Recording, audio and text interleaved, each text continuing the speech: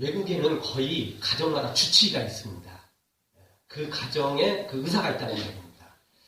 물론 이제 그 병원에 찾아가서 우리 집을 이제 거기다 등록을 시켜놓고 이제 적극적으로 이렇게 관리하는 거죠. 한 젊은이한테 주치의가 누구냐고 물었답니다. 그랬더니 잘 모르겠다고 대답을 하더라는 겁니다. 분명히 있긴 있을 텐데 모른다고 하니까 이유를 물었답니다. 그랬더니 전에는 필립스 박사였는데 이제는 누구를 주치의라고 말하기가 참 어렵게 돼버렸습니다. 엄마는 안과 전문의에게, 아버지는 내과에, 그 다음에 누이는 이비인후과에, 그 다음에 형은 폐 전문의에게, 그리고 나는 정형외과에 의사를 다 따로따로 두고 있어가지고 이제는 우리 집 주치의가 참 어렵게 돼버렸습니다. 그렇게 이야기를 하더라는 겁니다. 그렇죠. 질병이 다르니까 각자 주치의가 다를 수밖에 없겠죠. 그럼 우리의 영적 주치의는 어떨까요? 여러분에게도 영적 주치의가, 여러분의 가족에도 영적 주치의가 있나요? 세상에 수많은 교파와 교회들 그리고 목회자들이 있는데 과연 내 영혼을 끝까지 책임져 줄, 지도해 줄 영적 주치의가 누군지 다시 한번 곰곰이 생각해보고 결정을 내려야 될 그런 때가 다가오고 있습니다. 현대엔 대형 교회들이 참 많습니다. 물론 우리나라에도 개척교회들, 위자립 교회들이 훨씬 더 많지만, 숫자로는 훨씬 더 많지만 대다수의 교인들은 다 대형 교회에 몰려있기 때문에 실제 교인 분포도 상에 의하면 대형 교회에 다 들어있다고 봐야 됩니다. 그런데 이런 대형 교회들은 담임 목사나 또 부교육자도 누가 우리 교인인지, 누가 자기 양인지도 모릅니다. 중동 지방에 가보면 일부 다처제가 허용됩니다. 이슬람 국가는 그렇습니다. 그래서 돈이 많은 사람들은 아내를 수십 명씩 두기도 하고 심지어 자식들이 100몇 명이 되는 그런 집도 있습니다. 저는 참 고민이 들 때가 있어요. 그 사람은 도대체 전부 다 기억할까? 자식을. 우리도 이제 사람들 많이 만날 때 기억이 되긴 되죠. 근데 이게 자식이라는 게 얼굴이 다 틀리면 상관없지만 비슷비슷하잖아요, 사실. 100명이면 그거 완전히 다 틀릴 수도 없는 거고 다 비슷비슷할 텐데 헷갈리잖아요. 저는 쌍둥이만 보도 정말 헷갈립니다. 얘 동생인지 형인지 언니인지 동생인지 또 알 수 없어. 그럼 맨날 교회에서 이게 쌍둥이들 만날 때 너 누구냐? 물어봐. 너 누구지? 아닐 때가 많네. 참 많이 틀려요. 정말 그 100몇 명이 넘으면 자식 다 이름도 기억하고 이놈이 몇째인지 순서가 몇째인지 이게 다 기억하기도 사실 쉽지 않을 것 같아요. 머리가 워낙 똑똑한 사람이라고 몰라도 보통 사람 같으면 계산기 두드리고 다녀야 될 것 같아요. 이놈이 몇째인지 몇 살인지 생일은 도대체 며칠인지 이게 다 기억하기가 불가능할 것 같아요. 근데 그런 일이 지금 우리 한국교회는 이제 벌어지고 있는 거죠. 사실은 담임 목사나 부교육자나 누가 우리 양인지도 모르고 누가 우리 교인지도 모르고 그거 몰라요. 당연히 모르는 겁니다. 대형 교회엔 교구 목사가 있지만 교구 목사는 1년에 한 번씩 바뀌게 됩니다. 그래서 정상적으로 자신과 가족의 영적 주치의가 되기는 사실은 불가능한 일입니다. 대형 교회 같은 경우는 중직자가 아닌 이상은 사실은 담임 목사님 얼굴 보기도 힘들고 같이 만나 대화하는 것도 불가능한 일이죠. 물론 우리나라는 주치의가 없습니다. 나름 병원에 갔을 때나 주치의가 생기는 거지 가정마다 주치의 있는 집들은 대단한 부자들이나 있지 보통 사람들은 없습니다. 그래서 아프면 유명한 병원, 유명한 의사 찾아가면 그만이라고 생각하니까 이런 우리 실정에서는 저도 할 말은 없습니다. 그냥 그렇게 유명한 병원, 유명한 의사 찾아가서 치료받으면 되지요. 그렇게 생각하면 되는 겁니다. 그런데 왜 서양에는 가정 주치의가 있을까요? 1차적으로 아프면 그 주치의를 찾아가는 겁니다. 그 주치의는 나의 모든 어렸을 때부터 나의 모든 과거의 질병을 다 알고 있어요. 그래서 이런 병이 생길 거라는 이게 약하다는 걸 다 알고 있어요. 굳이 이 검사 저 검사 할 필요가 없어요. 다 알고 있거든요. 물론 다 완벽하게 그 의사도 다 기억하지는 못하겠죠. 그러나 컴퓨터상에 자료에 다 들어있어요. 그 확인만 하면 돼요.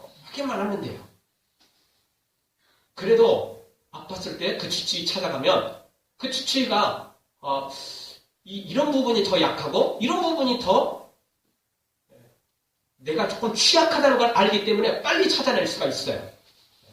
어떤 의사는 똑같은 엑스레이를 보고도 이거는 폐렴이다 찾아내지만 어떤 의사는 죽어도 아니래요. 이거 예전에 폐렴 걸렸었는데 다시 한번 확인해 주세요. 그래도 아니래요 자기가 끝까지. 결국 다른 의사가 보니까 이거 폐렴입니다. 고생, 그 사이에 고생은 고생대로 뭐지 싶니까 도대체. 그 왜 그러냐? 그 의사는 나에 대해서 모르니까 그래요. 자료가 조금 있지만 신경도 안 써. 신경도 별로 안 써요. 주치의가 있다면 달라지는 거죠. 주치의가 있으면 달라지는 거죠. 우리 공집사님이 맹장이 걸렸어요. 근데 이게 사실이요. 맹장의 오진율이 50%랍니다. 지금 같은 의학이 발달한 시대에 웬 50%? 반반이 틀리고 반반이 틀리래. 맞대요. 의사들도 배 열어가지고 맹장이라고 열었는데 아닌 경우도 많대요. 근데 환자한테는 안 알려준대요. 생각해보세요. 알려주겠어요? 그냥 수술해야지 그냥. 수술해야지 여러분 같으면 알려주겠어요? 알려줬다가 무슨 소리 들으라고. 이 잡히라고요? 그냥 맹장이라고 넘어갑니다. 다른 데 조금 발견되면 다행히 그 부분도 건드리면 되는 거고. 실제 그렇답니다. 의사가 그러니까 제가 한 이야기는 아니고요. 의사가 양심 고백을 했어요. 공개적으로 한 건 아니고 그냥 조용히 했답니다. 어쨌든 그렇습니다. 그러다 보니까 우리는 너무 쉽게 그냥 찾아가고 너무 쉽게 그냥 큰 병원 그리고 좋은 병원이라고 생각하고 좋은 의사라고 생각하고 찾아갑니다. 그러다 보니까 뭐 하죠? 가면요 아파 죽겠는데 검사부터 다 시켜요. 이 검사 저 검사 안 그래도 아픈데 검사 받다 사람 죽어나가게 생겼어요. 멀쩡한 사람도 가서 그런 검사 받으면 다 지쳐요. 그쵸? 그렇게 검사를 많이 받아 그냥. 모르니까 어떻게 할 수 없어요. 모르니까 검사 받아갖고 나오면 되는 거고 안 나오면 어떻게 할 수 없는 거죠. 또 다른 또 검사 받는 거예요. 그래서 수없이 검사 받다가 이게 이제 며칠을 보내버리게 되는 거죠. 당장 이 죽는 병은 고치지도 못하고 검사 받다가 물론 검사를 받아야 잘 고칠 수 있습니다. 그 말은 맞아요. 검사 받아야 됩니다. 그런데 주치의 제도가 있다면 조금 더 빨리 할 수 있고 또 그런 게 잘 정보가 교환된다면 더 잘할 수 있겠죠. 근데 우리는 좀 그 부분이 약합니다. 근데 영적으로도 똑같습니다. 교회에서도 역시 똑같이 돼버린다는 것입니다. 여러분 우리를 완벽하게 치료해주는 진짜 우리의 주치의는 예수님밖에 없습니다. 예수님이 진짜 치료해주시는 의사지 누가 치료해줄 수 있겠습니까? 그래도 예수님 말고 예수님이 또 한 사람을 세웠어요. 누군 줄 아세요? 목회자예요. 목회자는 완벽한 치료는 못해요. 그냥 빨간 약만 발라줘요. 간단한 것만 할 수 있어요. 간단한 것만. 꼬매기 정도까지는 할 수가 있겠죠. 간단한 것들. 아주 큰 거면 절대 안 되고. 저도 올 여름에 손을 여기 다쳤잖아요. 외과 갔더니 여기서는 못한대요. 유리가 박혀있고 수술을 못한다는 거예요. 그래서 종합병원 갔죠. 거기 가서 다 찍어가면서 다 파편 빼내는 거예요. 파편이 조그마한 것도 있어요. 그거까지 다 빼야 돼요. 그리고 이제 꿰맸잖아요. 어렵고 힘든 건 예수님께 찾아가야 돼요. 근데 1차적으로 주치의를 하나님이 세워놨어요. 그게 목회자라는 거죠. 근데 목회자가 잘 모르면 어떻게 되죠? 검사만 하는 거예요, 검사만. 이 검사, 이건 어떻고, 저건 어떻고, 그럼 검사하다가 시간 다 지나가 버려요. 알아야 검사할 필요 없이, 알면 몇 가지만 딱 질문을 던져도 이게 딱 나오잖아요. 몇 가지만 그냥 간단히 이렇게 눌러봐도 나오는 게 되는 거잖아요. 그래서 많이 아프면 여기서는 못하니까 진짜 이제 이번에는 예수님 앞에 십자가 앞에 무릎 꿇고 그냥 생명 걸어놓고 나가야 됩니다. 이렇게 하든지 아니면 조금 더 전문가에게 이제 각자 전문 분야들이 있으니까 상담 분야는 또 상담 전문을 하는 그런 목사님들한테 또는 어떤 프로그램이 있는 데는 그런 프로그램이 있는 곳으로 이렇게 이제 보내서 치유받게 만들면 되는 거거든요. 근데 그걸 모르면 아무데나 찾아가서 그 유명한 데를 찾아가는데 그러다 보면 검사 이 검사 저 검사 하다가 결국은 제대로 하지도 못하게 되는 거죠.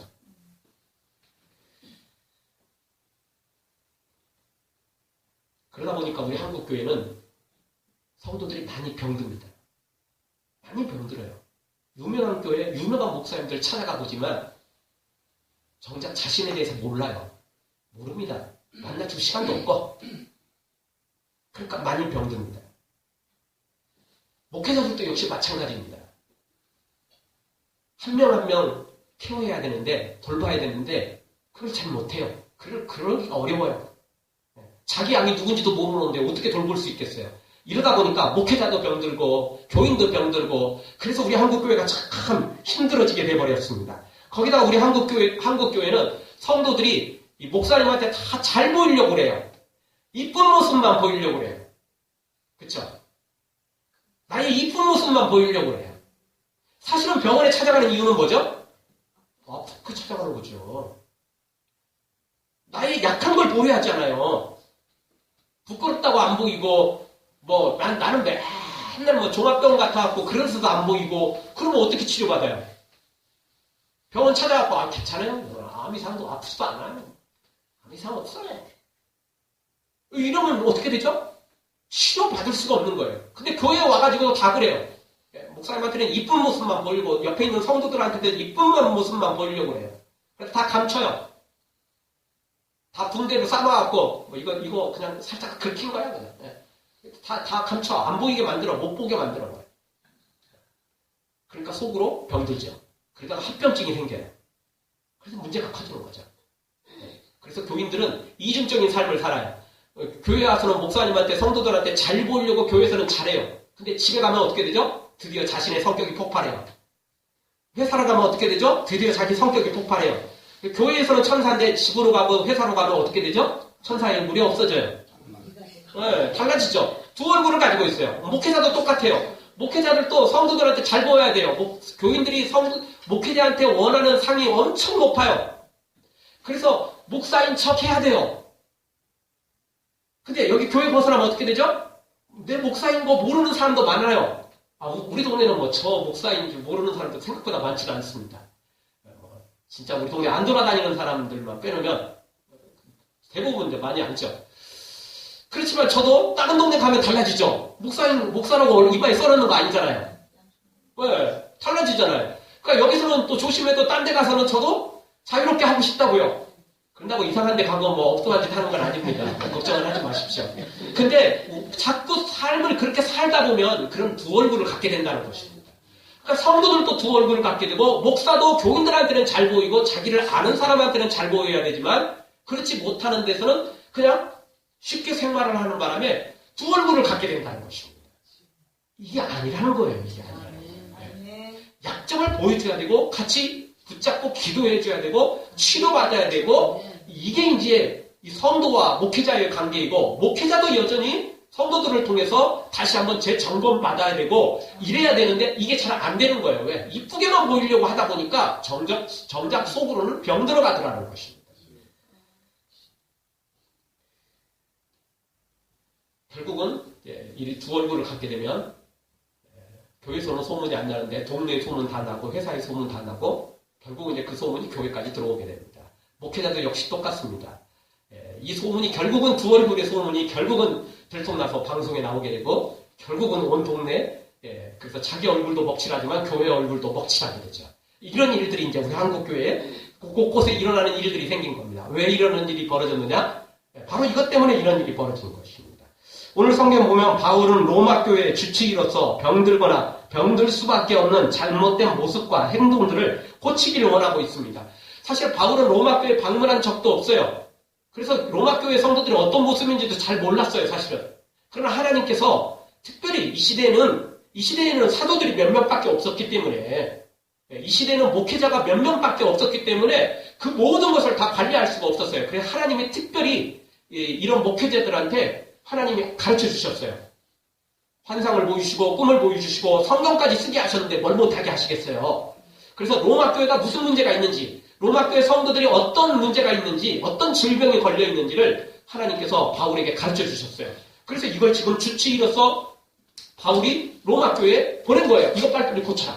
이거 안 그렇다면 너희들 합병증 생기고 중병에 걸린다. 라고 가르쳐 준 거죠. 그래서 오늘 이 말씀이에요. 그래서 오늘 말씀을 통해서 우리가 바울이 어떤 모습으로 살아가는지, 그리고 로마 교회가 어떻게 고쳐야 되는지, 그리고 우리가 무엇을 고쳐야 되는지 보여주고 있습니다. 오늘 말씀 통해서 다시 한번 우리가 잘 보이려고만 하지 말고 병든 것이나 아픈 것을 찾아서 강건하게 만드는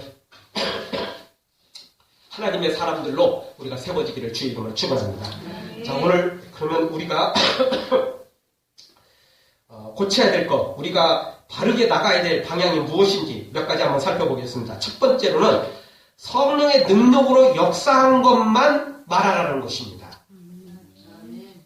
하나님께 듣지도 않고 받지도 않았는데 받은 것처럼, 들은 것처럼, 하나님의 말씀인 것처럼 말하지 말라는 거예요. 근데 이런 일이 벌어지는 겁니다. 자, 이 시대에는 지금 사도들이 있긴 있었지만 또 다른 선지자들도 있었고 또 다른 목회자들도 있긴 있었어요. 그런데 제대로 배우지도 않는 그런 가짜 선지자들이 자기가 사도인 양, 많은 사도들이 꿈을 보고 환상을 보고 봤다 그러니까 자기도 봤대요. 그걸 어떻게 증명할 거야? 증명을 못하죠? 사도들도 증명하기는 힘들어요. 예수님의 제자라는 거, 예수님이 특별히 은혜를 주셨다는 거, 이거 외에는 다른 거 없어요. 딱 드러나는 게 없어요. 그러다 보니까 가짜 선지자들이 많았어요. 나 하나님께 응답받았다, 나 하나님께 환상받았다, 나 하나님께 음성 들었다, 이런 사람들이 많이 있었다니까요. 안 봐놓고도 봤다는 사람들이 생기기 시작한 거예요. 바울은 어떻게 했다고요, 오늘 성경에? 오늘 18절을 보십시오. 중반절에 보면 말과 일이며 표적과 기사의 능력이며 성령의 능력으로 역사하신 것 외에는 내가 감히 말하지 아니하노라. 개인적인 건 안 하겠다는 거예요. 안 받은 것은 안 하겠다는 겁니다. 받은 것만 하고 들은 것만 하겠다는 것입니다. 물론 이거 가짜들도 이야기를 합니다. 그쵸? 가짜들은 뭐 나 안 봤는데 나 봤다고 말할게 이러고 하겠어요? 당연히 다 봤다고 하고 그렇게 말하겠죠. 본 것만 이야기한다고 하겠죠. 그래도 결국은 드러납니다. 결국은 말과 행동으로 다 드러나게 돼 있어요. 결국은 드러납니다. 따라서 오늘 우리가 하나님 앞에 이렇게 정직하게 살아야 됩니다. 본 것은 본 대로, 들은 것은 들은 거대로, 안 봤으면, 안 들었으면 굳이 그 이야기를 할 필요가 없다는 겁니다. 왜 들은 것처럼 합니까? 왜 안 들었는데 들은 것처럼 하고 안 봤는데 왜 본 것처럼 합니까? 왜 하나님께 받은 말씀이 아닌데 받은 말씀처럼 하려는 겁니다. 이게 이제 문제가 생긴다는 것입니다. 현대시대는 자기 PR 시대입니다. 그렇죠? 자기를 PR해야 돼요. 안 PR 안 하면 직장도 못 들어가, 뭐 무슨 일도 못 해요. PR 해야 돼요. 문제는 교회까지도 자기 PR 시대에 빠졌다는 겁니다. 여러분, 교회는 누구를 PR하는 거죠? 예수님. 교회의 주인은 예수님입니다. 교회는 예수님을 PR하고 천국을 PR하는 것이 교회입니다. 그런데 지금 우리 한국교회가 잘못 PR하고 있다는 거예요. 우리 예수사랑교회는 예수님을 PR하고 천국을 PR해야지 예수사랑교회 그 이름을 PR하면 안 돼요. 물론 천국을 PR하고 예수님을 PR하기 위해서 우리 예수사랑교회라는 이름도 PR이 되지요. 그런데 주가 그게 아니라는 겁니다. 천국을 예수님을 PR하기 위해서 목회자도 PR이 됩니다. 그렇지만 목회자가 주가 아니에요. 그런데 우리 한국교회는 예수님을 PR하긴 하는데 예수님보다 교회 이름이 더 PR되고 목회자가 더 PR되는 경우가 많아지더라는 것입니다. 근데 선이 없어요. 여기가 기준이 없어요. 그래서 더 위험해요. 기준이 있는 것은 차라리 쉬워요. 여기까지만 하면 딱 되니까 선만 안 넘어가면 되잖아요. 근데 기준이 없는 게 어려워요. 애매하거든요. 힘들어요. 기준이 없으니까 이게 더 어려워요. 어느 선까지 해야 안전한 건지 우리가 몰라요, 사실은. 기준이 딱 없다니까요. 그래서 어려운 거예요. 그래서 우리 예수사랑교회는 절대 우리 예수사랑교회 그리고 또 목회자인 저, 또 성도들인 여러분, 우리 교회는 좋은 교회고 우리 교회는 좋은 성도들이고 우리 목사님은 좋은 목사님이고 PR하긴 해야 돼요. 그렇지만 그것은 예수님을 PR하기 위한, 천국을 PR하기 위한 하나의 도구에 불과할 뿐이에요. 그게 주가 돼버리면 안 돼요. 그게 더 부각돼버리면 안 돼요. 그러면 벌써 우리 교회는 잘못하고 있는 거죠. 잘못하고 있는 거죠. 그런데 우리 한국교회는 교회 이름이 너무 PR돼요. 목회자 이름이 너무 PR되죠. 어느 교회 같은 경우 가면 아마 예수님 그 교회 찾아가면 앉을 자리도 없을 거예요. 거기서 괜히 예수님 손 들어가지고 뭐라고 하면 교인도 아닌데 어디서 그냥 들어가지고 손 들고 그런다고 아마 쫓겨날 거예요. 큰일 날 거예요. 그러면 곤란해지는 거죠. 그러면 정말 안 되는 것입니다. 자, 오늘 성경 통해서 다시 한번 우리가 기억해야 됩니다. 내가 받은 것만, 내가 들은 것만 이야기해야 돼요. 성령이 역사하신 것만 이야기해야 된다는 겁니다. 그렇지 않으면 자꾸 문제가 커지는 것입니다.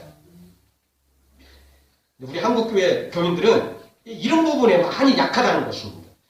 기독교 방송 통해서 들으면 설교가 참 많이 나옵니다. 근데 그런 설교 나오시는 분들이 어떤 분들인지 아십니까? 성교비를 내는 분들이 나오는 겁니다. 당연히 교회에서 내겠죠? 근데 그 설교 한 편 그게 나오려면요, 그게 웬만한 교회들은 낼 수가 없어요. 엄청나게 많이 낸다.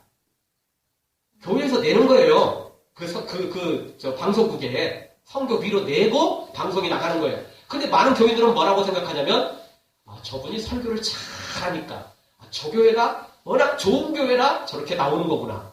그렇게 생각합니다. 그렇지 않나요? 그렇게 생각해요, 그냥.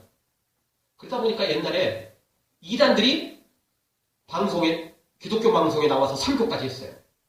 처음에는 몰랐어요. 근데 계속 들으니까 설교가 이상하거든요. 그래서 뒤를 좀 파봤더니 이단들이었던 거예요. 그래서 방송국에서 사과하고 막 그러느라고 난리법석을 벌였어요. 왜? 성교비만 내면 되거든요. 빵빵히 내면 되는 거거든. 근데 교인들은 몰라. 거기 나오면 유명한 교회고, 거기 나오면 유명한 목사님이고, 그렇게 생각하는 거예요. 유명한 건 맞아요. 왜냐하면 다 큰 교회들이고, 그 성교비 낼 정도 되면, 빵빵히 낼 정도 되면, 다 그런 교회들이거든요. 그런 목사님들이거든요. 근데, 거기 나온다고 좋은 설교라고 말해서는 안 됩니다. 거기 나온다고 좋은 교회라고 말하면 안 된다는 거예요. 여러분, 세례 요한은 어떤 분이었냐면, 안진뱅이 하나 일으킨 적 없고 소경 하나 고치지 못했어요. 그는 아무 기적도 행하지 못했습니다. 그는 거친 들판에 살면서 약대 털은 있고 메뚜기와 석청을 먹으면서 그가 한 일이라는 것은 요단강을 오르락 내리락 하면서 회개하라 천국이 가까웠느니라 이걸 외쳤을 뿐이에요. 너무 기행적으로 외치다 보니까 많은 사람들이 세례 요한에 대해서 미쳤다고 말할 정도였습니다. 그렇지만 예수님은 그를 어떻게 평가했죠? 여자가 낳은 자 중에 가장 큰 자라 평가를 했어요. 그는 다른 선지자들보다 훨씬 못했어요. 수많은 선지자들이 기적을 행하고 능력을 행하고 엄청난 기도의 응답들도 받았지만 세례 요한은 그 중에 한 개도 못 해봤어요. 세례 요한이 한 것은 약대 토론 있고 메뚜기 석청 먹고 지팡이 하나 짚고 회개하라 천국이 가까웠느니라. 거기다 너 말년에는 감옥에 갇혀가지고 복음 제대로 전했다고 하나님의 말씀을 제대로 전했다고 감옥에 갇혀가지고 결국 순교를 당하잖아요. 유명한 모습은 하나도 없고 능력 있는 모습은 하나도 없어요. 그런데 그를 예수님은 여자가 낳은 자 중에 가장 큰 자다. 그렇게 평가를 했습니다. 여러분 우리가 제대로 평가를 받을 줄 알아야 됩니다. 평가를 하고 제대로 평가를 또 받을 줄도 알아야 됩니다. 겉모양에 속으면 안 돼요. 외적인 것에 속으면 절대 안 됩니다. 자기를 피하라는 것에 속지 마시고 오직 성령의 역사로만 말한 것에 대해서 우리가 평가를 하고 그렇게 영적인 눈으로 바라보고 그리고 그렇게 영적인 눈으로 주의 일을 감당하는 하나님의 사람들과 함께 같이 주의 일을 감당하는 위대한 하나님의 사람들 되어지기를 주의 이름으로 축원합니다. 두 번째 우리가 오늘 성경을 통해서 배울 수 있는 말씀은 남의 터를 빼앗지 말라는 것입니다. 20절 말씀 중간절에 보십시오. 이는 남의 터 위에 건축하지 아니하려 함이라. 남의 터 위에 건축하면 안 된다는 겁니다. 남이 쌓아오는 터 위에 내가 살짝 그냥 얹어가지고 내 집이라고 말한다면 그거는 좋은 게 아니라는 것입니다. 자, 이 말이 무슨 말이냐면 복음이 전해진 곳에는 또다시 전하지 않았다라는 것입니다. 우리말에 밥그릇 싸움이라는 게 있죠. 밥그릇은 한정되어 있기 때문에 밥그릇 싸움이 있을 수밖에 없어요. 우리나라도 대통령이 한 명인데 당연히 밥그릇 싸움이죠.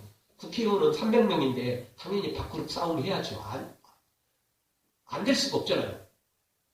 대통령이 5천만 명이라면 밥그릇 싸움 안 돼요.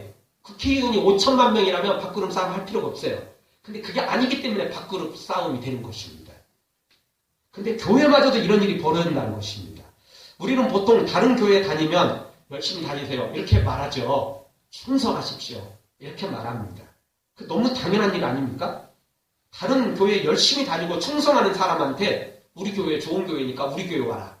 이렇게 말하는 거 안 돼요. 안 돼요.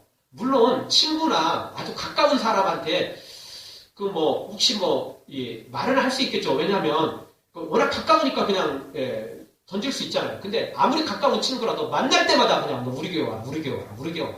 이런다면 그거는 바르지 못하죠. 바르지 못하죠.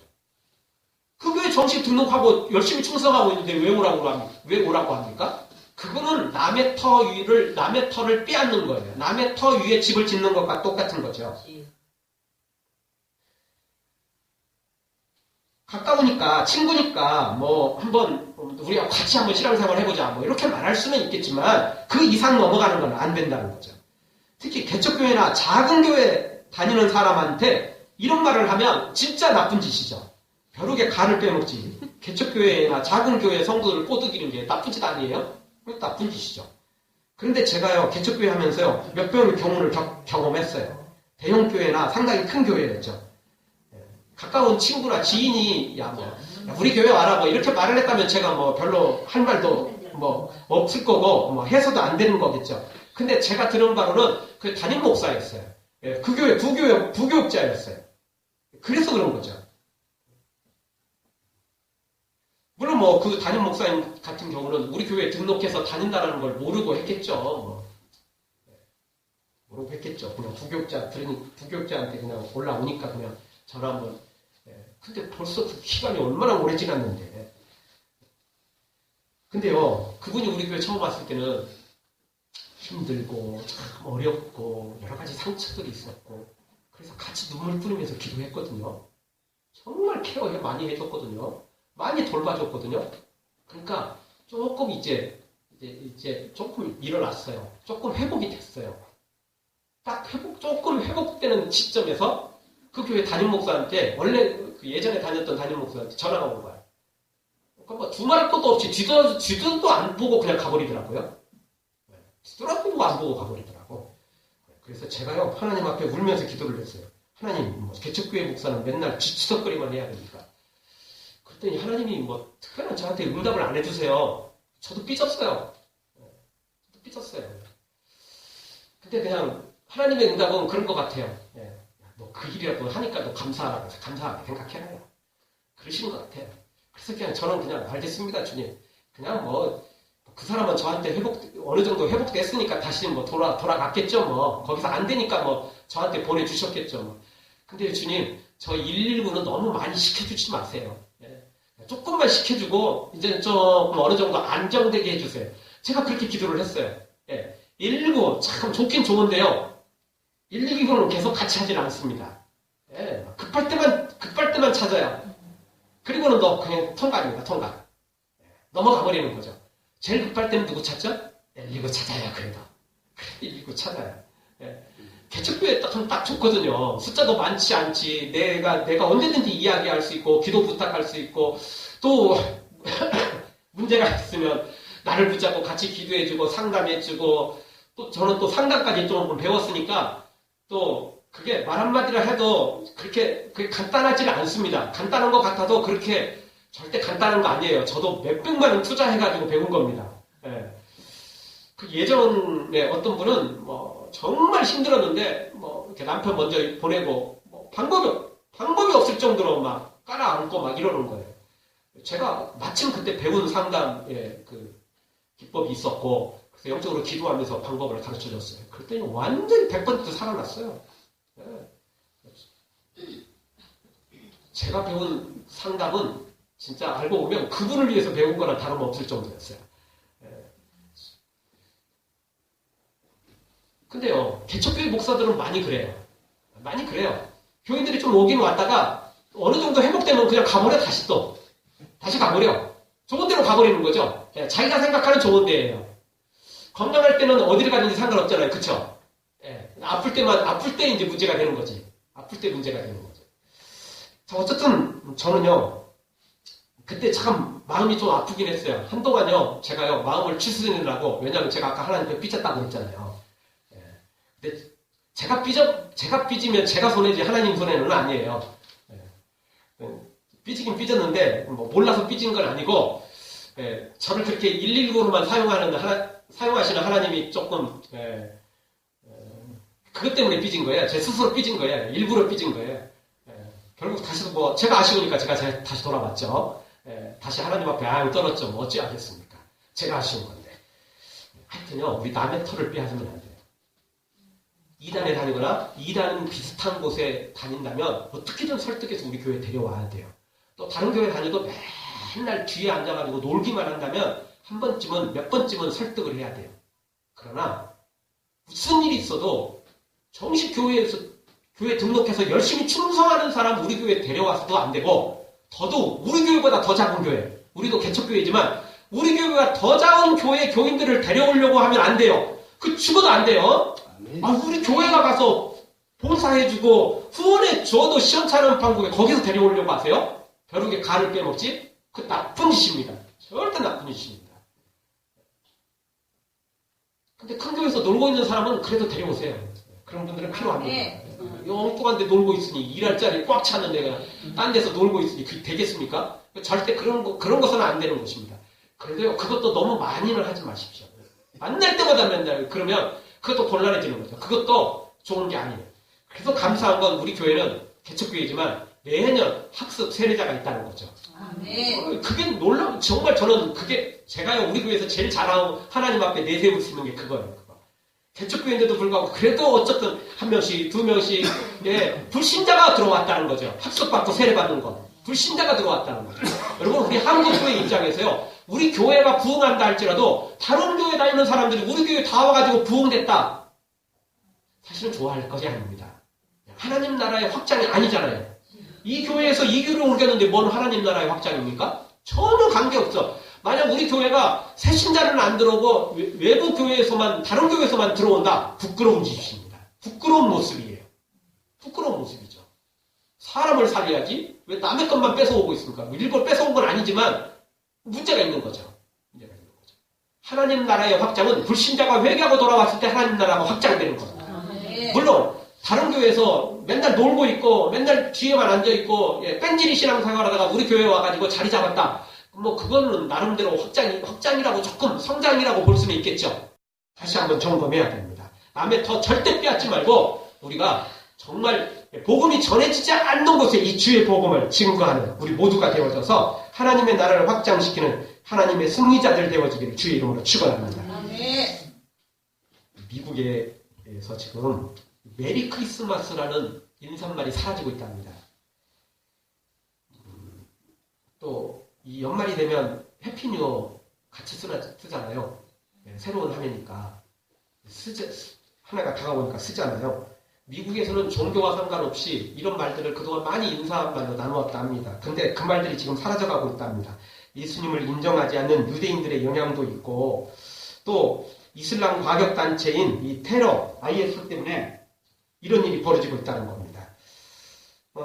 그래서 메리 크리스마스 대신 그냥 해피 홀리데이, 행복한 휴일 되세요. 뭐 이런 거죠. 그렇게 인사말을 나눈다는 겁니다. 최근 IS 그 테러가 유럽, 프랑스를 비롯해서 유럽에 곳곳에 일어나고 있으니까 더더욱 미국 사람들도 쫄아가지고 그렇게 하고 있다는 겁니다. 근데 이게요, 참 사탄의 엄청난 전략인 것입니다.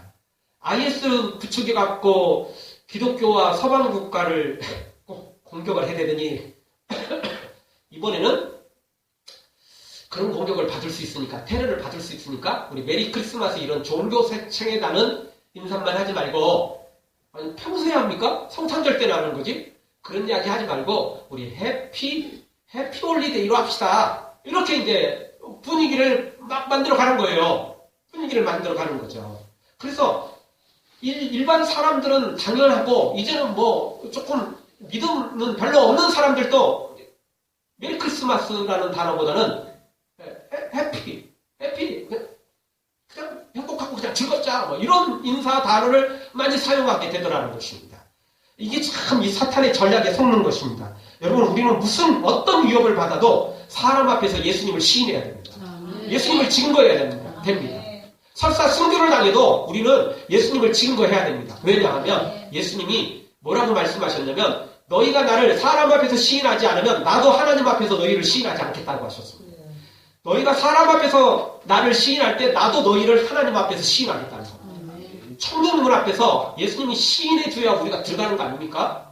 예수님이 몰라? 이러면 우리 천국 못 들어가는 겁니다. 왜냐하면 예수님의 공로로 들어갈 수 있는데 예수님이 안 된다고 하면 어떻게 들어갈 수 있겠어요?